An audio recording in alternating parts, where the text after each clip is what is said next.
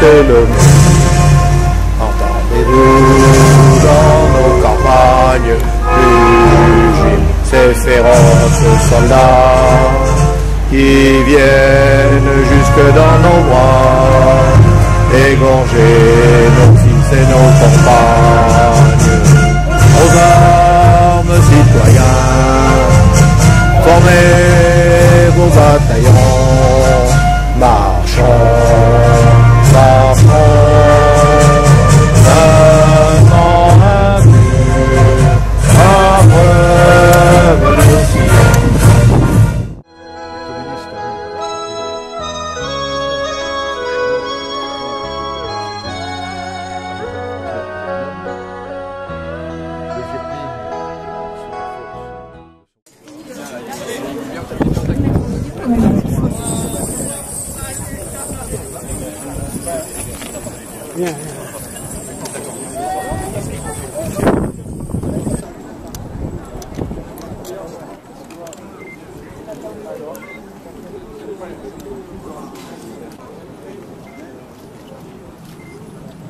Les Fagnons sont priés de se présenter au micro, ainsi que Madame Sinam Méa, Monsieur Laurent Thor et Madame...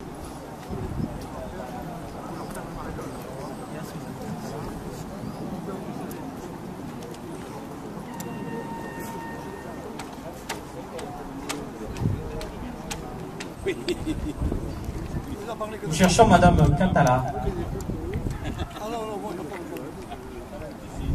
Ah. Restez là, on va... Vous allez vous mettre carrément à votre côté là. Je reste là non, vous restez par là. Attendez, venez avec moi.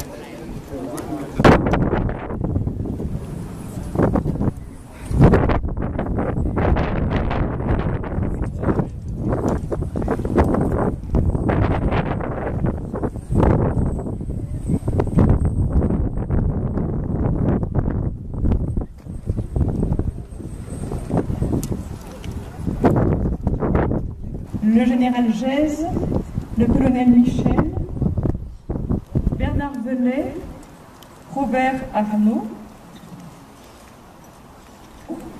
avant que nous ayons tous un bronzage.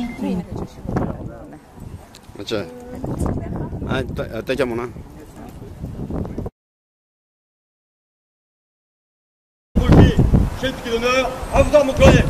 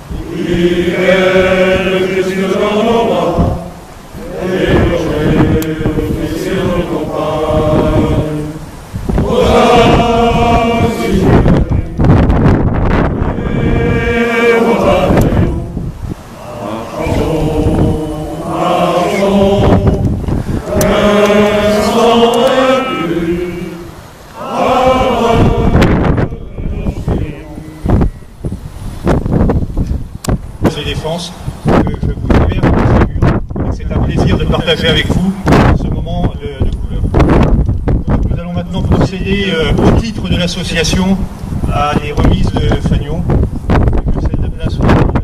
C'est d'expérience, il est difficile d'accueillir de telles manifestations dans son quartier. Vous le faites avec un dévouement, vous et vos cadres et vos militaires du rang d'une façon remarquable. Merci encore.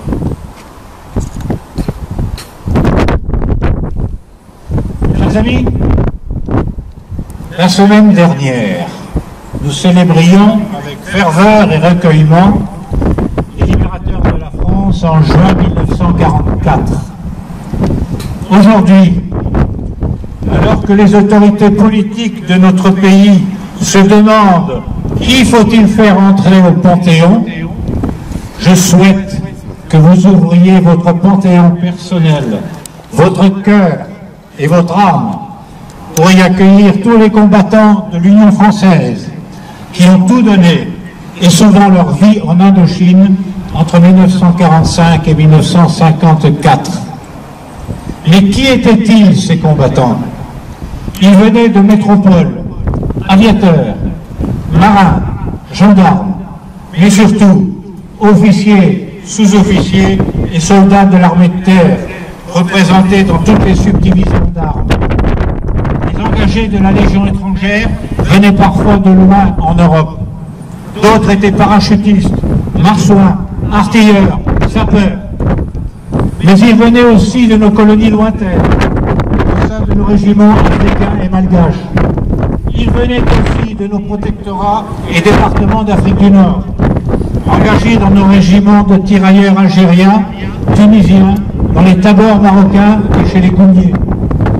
Tous ont payé le prix du sang et de la sueur au service de la France. Des dizaines de milliers d'entre eux sont restés sur cette terre lointaine. Plus de 600 jeunes officiers saint-syriens sont morts au champ d'honneur en Indochine. Et parmi eux, le lieutenant Bernard de Delattre de Tassigny, fils du maréchal commandant en chef en 1951. Beaucoup ont connu la captivité et l'endoctrinement dans les camps Viet Minh. Et plus de 70% n'ont pas survécu à cette épreuve. La reconnaissance, la fierté, l'admiration que les représentants d'abnégation, de sacrifice, la nation aurait dû leur offrir dès le retour en France. Ils ont alors rencontré silence, indifférence et parfois hostilité et insultes, alors qu'ils étaient les soldats de la France au sein du corps expéditionnaire. Mais ils ont pu aussi compter sur l'engagement de leurs frères d'armes, vietnamiens, cambodgiens et laotiens, qui refusaient le joug des régimes totalitaires. Ceux-là ont dû continuer le combat après 1954 contre le Viet Minh, contre le Pathet Lao, contre les Khmers rouges. Ils en ont payé le prix. Le plus souvent formés et encadrés par des officiers et des sous-officiers métropolitains, comme le colonel Scott, ici présent, qui est formé parachutiste laotien. Ils sont et restés les amis de la France. Nos anciens ont été compris par vos civilisations très riches, la profondeur de votre religion et surtout l'amitié que vous n'avez cessé de nous témoigner malgré les épreuves, les difficultés, les guerres, l'exil, les internements, la misère, la séparation des familles et souvent le manque de liberté. Merci de votre fidélité et de votre présence aujourd'hui. Je voudrais m'adresser maintenant un salut particulier aux hommes des hauts plateaux, aux Hmongs. On m'a soufflé à l'oreille que la dénomination de leur ethnie signifiait homme libre.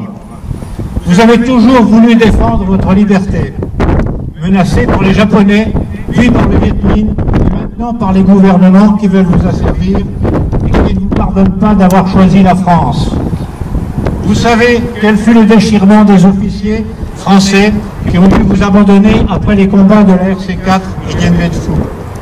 Nul mieux que le commandant Benoît de Saint-Marc n'a fait mieux sentir ce déchirement dans le livre qu'il nous a laissé. Nous ressentons également cet attachement que nos anciens avaient pour vous grâce au magnifique témoignage de M. Marcel Comte ici présent. Fuyant les soldats Viet Minh qui nous poursuivaient après la retraite de Sam Noya en 1953, Il n'a dû son salut qu'à la sollicitude des Hmong qui pendant plusieurs jours l'ont protégé, soigné, guidé et finalement sauvé. Après le départ des Français, les Hmong se sont engagés aux côtés des Américains et après 1975, leur choix a entraîné un génocide dont seule la fuite a pu les sauver. Et nous avons aujourd'hui une pensée pour le petit nombre qui lutte encore pour sa survie dans les forêts du Laos, dans l'indifférence du monde occidental et de la France en particulier. Enfin, n'oublions pas les civils français et asiatiques qui, pendant ces périodes troublées, ont vécu des moments très difficiles et parfois perdu leur vie au service de la France et de l'Indochine française. L'ANAI est fière aujourd'hui de vous avoir rassemblés, vous les anciens d'Indochine. Nous nous inclinons devant vous avec respect et reconnaissance. Et vous, les plus jeunes, n'oubliez jamais de perpétuer le souvenir de tous ces combattants. À la Légion étrangère, on ne pleure pas les morts, on les honore. Honneur aujourd'hui aux morts et aux vivants qui ont écrit une douloureuse mais exaltante page de notre histoire de France. Je vous remercie. D'associations, 2 associations Hmong et une association cambodgienne.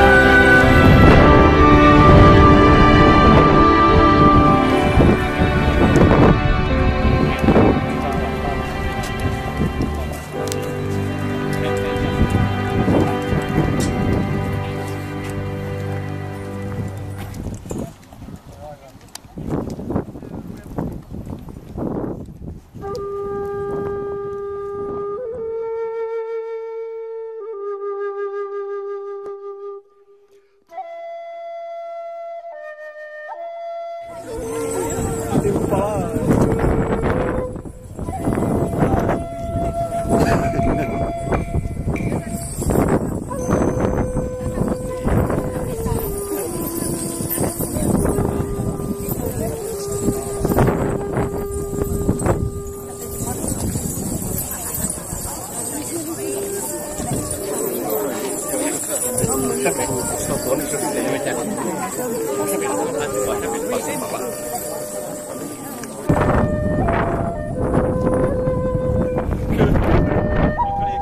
Quelqu'un lancé, regardez, je le feu.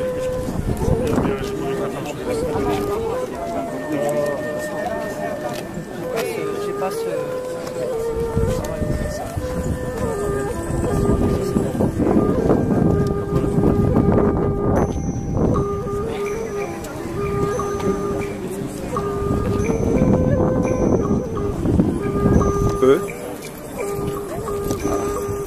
Je peux arranger le béret? Oui.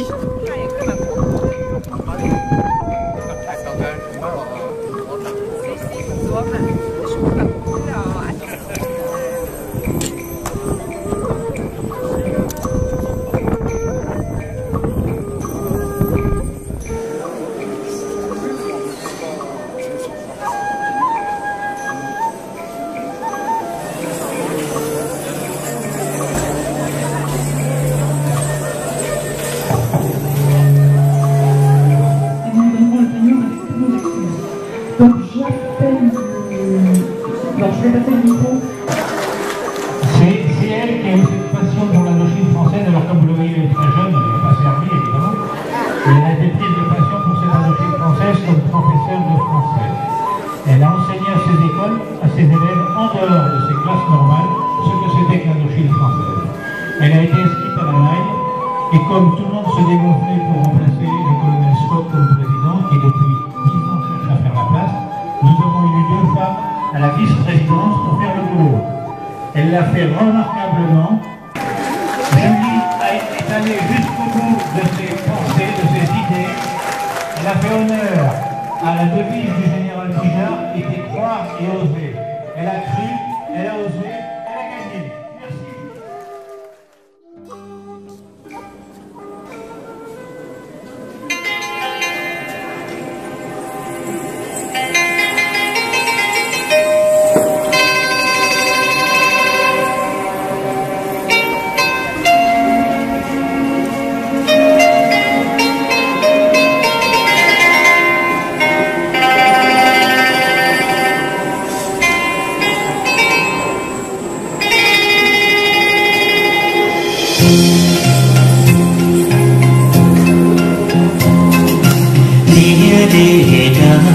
còn từ khó từ lo đâu thế có sự để ua thế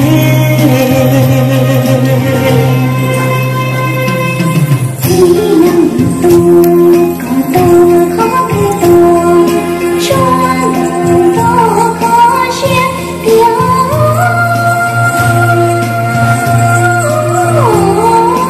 thầy đầu xưa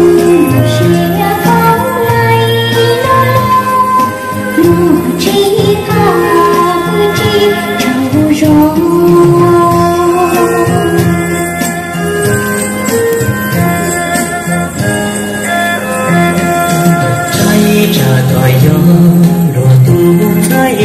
kênh Ghiền Mì Gõ để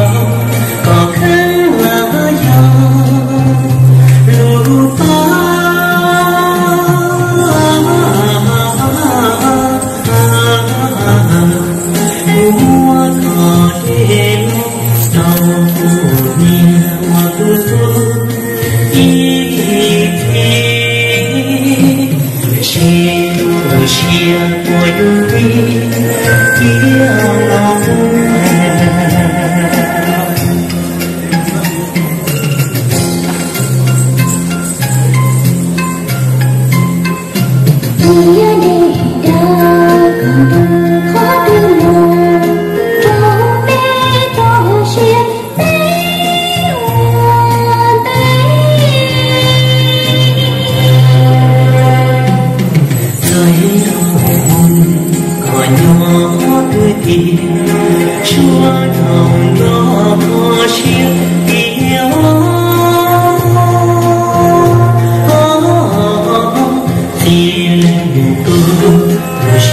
lỡ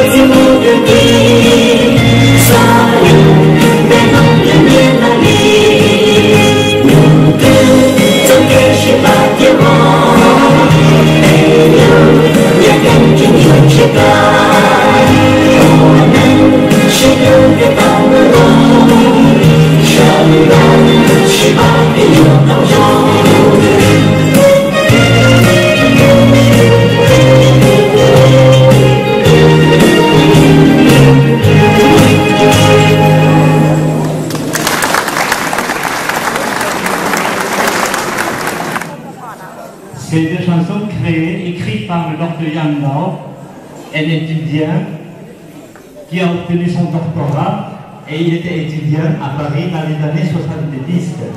Actuellement, il est professeur à l'université dans le Minnesota. C'est les deux chansons qu'il a écrites, qu'il a créées, donc symbolisent notre rencontre et notre solidarité. La suite, la retrouvaille après 30 ans.